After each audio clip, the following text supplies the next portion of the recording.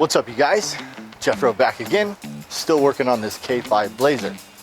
Now, after the last episode, I had the customer contact me and he wanted to make some changes to the structure.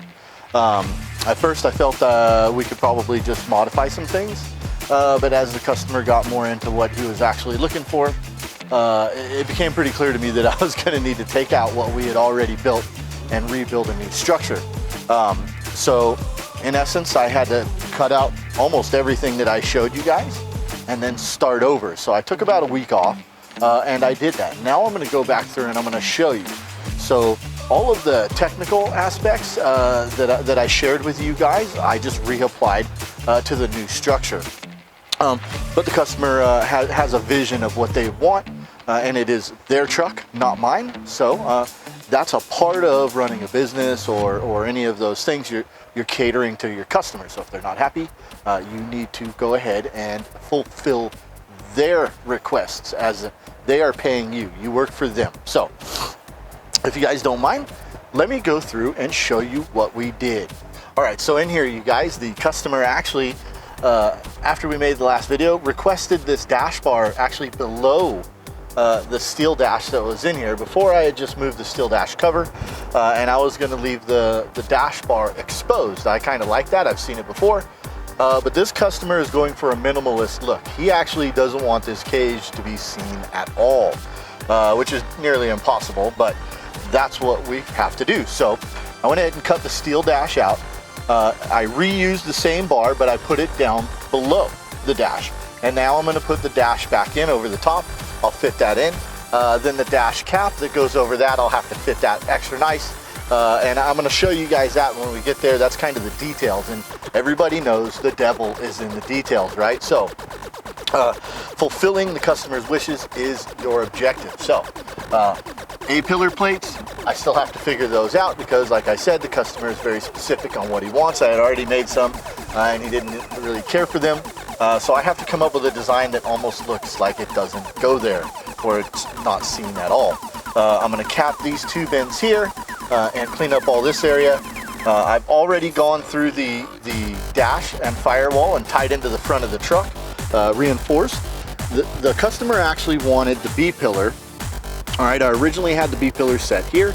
He wanted it set here. So that was one of the changes that needed to be made.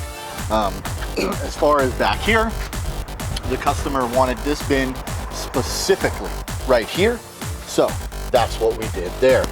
All right, you guys, so one of the changes that I made under here, the customer actually told me that he did not want the roll cage attaching to this bracket right here to reinforce this. And he wants to leave this as a standalone. He felt as though it might interfere with rock crawling or things like that. So the customer is always right, so I changed it. And instead of having the radial tube up through the floor, I just basically notched the tube into it, landed it here, and then reinforced the intersection with some gusseting. I've done the same thing back here, as you can see. And as a gusset, I just used a small diameter tube right here. And then, of course, you always want to cap all these ends. This is the most likely place to get moisture and rust and things like that. So you want to protect that as well. So I have a little bit of finish welding to do back here, but this is nearing completion. Like I said, you land on landing plates. So now that you can kind of see that I have a reinforcing plate here, 3/16 like I spoke about before, and it comes all the way back here, right, to the rear mounts.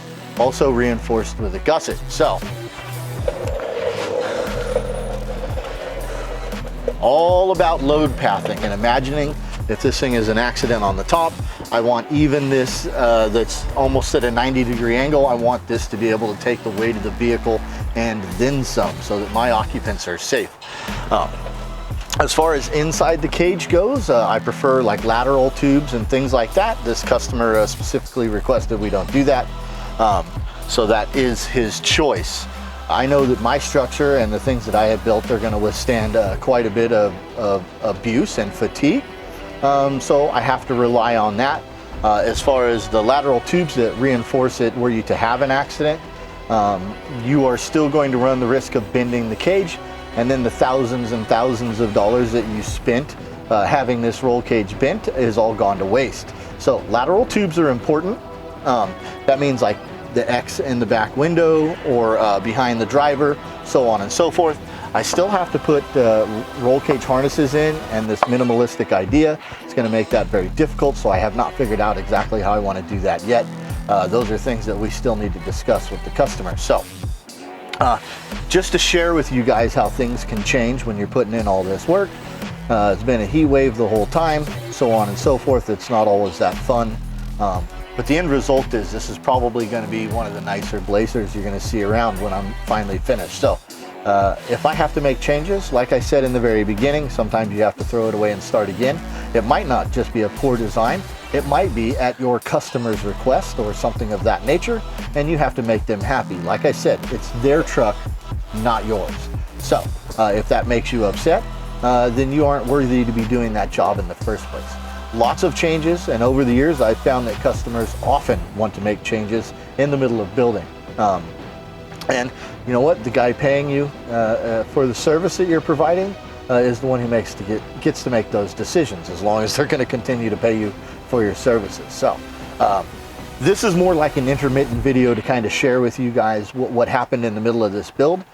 Maybe you can take it for what it's worth as far as that goes. Sometimes you have to make changes, and that's it.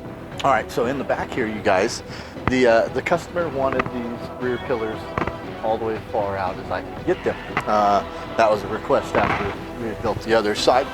That's another reason when I do all these hole saw cutouts of the body, I don't throw these away because we're obviously going to use these to fill some of the holes back in, and that's really what's next. I have some finish welding to do.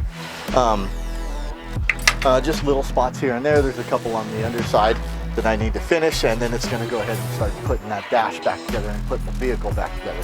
A few corner gussets, so on and so forth. Normally I'm going to tie with plates right here to the cage work, but the customer specifically requested that minimalist concept. So I'm still trying to figure out exactly how I want to approach that to satisfy the customer as well as fulfill my part of the agreement, which is to make sure the customer is safe. And I don't want their vehicle breaking or cracking and things like that over time, because that's what happens. Fatigue sets in if you don't complete the tab. So as you can see, all the cross tubes are in, interior lacing is in. There are a few corner gussets I need to add. And as you can see, those rear tubes are bent to allow those rear seat occupants headroom.